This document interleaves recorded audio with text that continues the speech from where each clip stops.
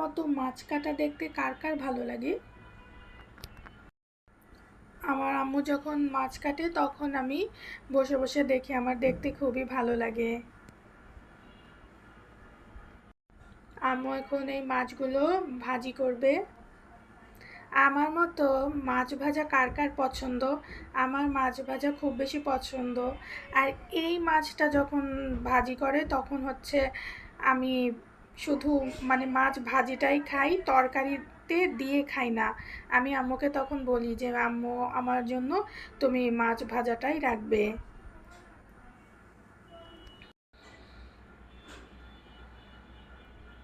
মাছ ভাজি করা হয়ে গিয়েছে।